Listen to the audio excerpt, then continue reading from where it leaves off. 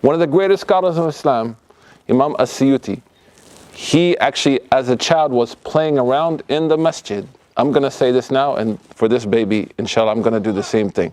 Yeah. Exactly. Imam As-Suyuti, he used to go to the big mosque in Egypt with his mom.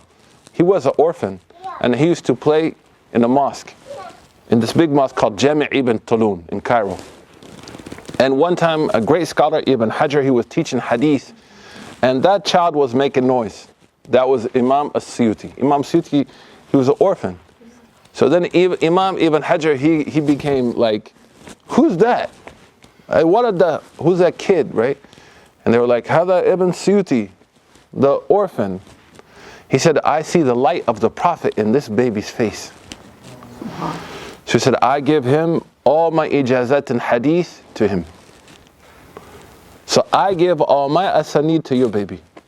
So I'm going to give you my email. You email me. Between me and Bukhari, only 14 people. So I'm going to give that to this baby. Right? That's how we want parents to feel.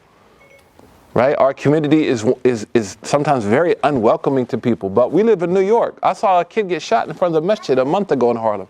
Like, New York is hard. So we don't want to bring that hardness into the masjid. Dude, you trying to be hard in the masjid? Like, what kind of person are you? Like, yo, I'm hard. What? Yeah, today after Isha, boy, I was punking this uncle, dude. Like, hard, boy. Like, ooh, wow. Wow. Go to Queensbridge Projects and do that.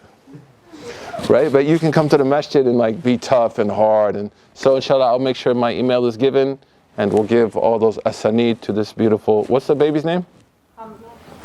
Khalas, Asrullah. Sayyidina Hamza, inshallah.